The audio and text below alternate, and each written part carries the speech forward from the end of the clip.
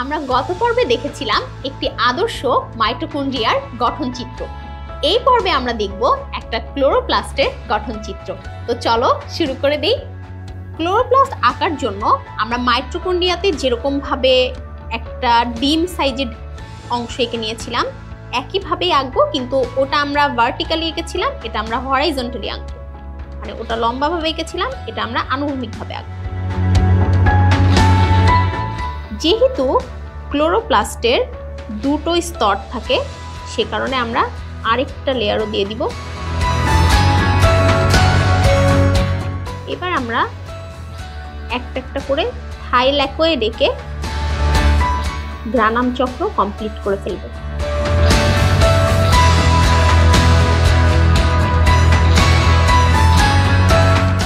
যখন আমরা সবগুলো গ্রানাম চক্র এঁকে নিয়েছি তখন একটা গ্রানাম চক্রের সাথে আরেকটা গ্রানাম চক্র যুক্ত করে দিব।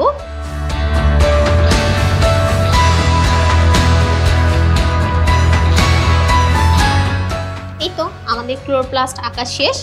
আমরা ভিতরে কিছু লিপিড দানা বা স্টার্চ দানা বোঝানোর জন্য কিছু ডট ডট দিয়ে দিতে পারি। যেহেতু আমরা এই চিত্রটা ক্লাস 6 থেকে 10কে ফোকাস করে আঁকছি, সেজন্য এর ভেতরে রাইবোজোম এবং ডিএনএ আঁকছি না।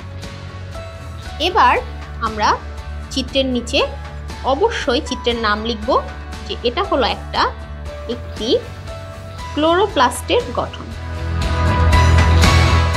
চিহ্নিতকরণের জন্য আবারও আমরা সেম রুলস ফলো করব। আমরা একটা হালকা দাগ দিয়ে নিব এবং সেই বরাবরই সবগুলো চিহ্নিতকরণ করব। প্রথমে বহিস্তর, তারপরে অন্তঃস্তর, তারপরে আমাদের গ্রানাম ল্যামেলি, আরেকটা অংশ আমরা অ্যাটাচ করে দিব স্ট্রোমা ল্যামেলি, আরেকটা অংশে আমার যুক্ত থাকবে স্ট্রোমা। এখানে আমি একটা অংশ দিয়ে দেখাবো থাইল্যাকয়েড এবং এই সম্পূর্ণ অংশ দিয়ে আমি বোঝানোর চেষ্টা করব গ্রানাম চক্র। তো এই ছিল আমাদের বহিস্তর, অন্তঃস্তর, থাইল্যাকয়েড।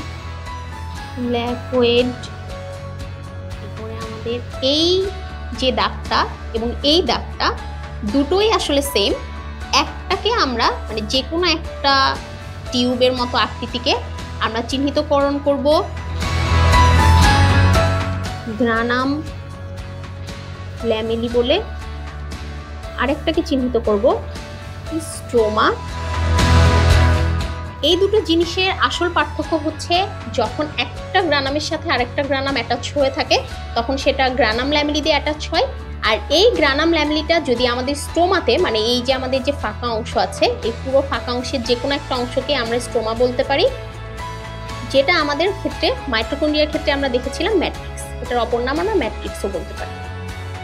যখন স্ট্রোমাতে আমাদের এই গ্রানাম ল্যামেলিটা অ্যাটাচ হয়ে থাকবে তখন সেটাকে আমরা স্ট্রোমা ল্যামেলি বলবো এবং এই পুরো একটা ডিস্ককে আমরা বলবো গ্রানাম চক্র। গ্রানা হচ্ছে বহুবচন। যদি আমরা এখানে অনেকগুলোকে চিহ্নিত করতাম তাহলে গ্রানা বলতাম, যেহেতু আমরা একটাকে চিহ্নিত করেছি এজন্য আমরা এটাকে গ্রানাম চক্র বললাম। এই তো হয়ে গেল আমাদের একটি ক্লোরোপ্লাস্টের গঠনচিত্র। খুবই সহজ, তাই না?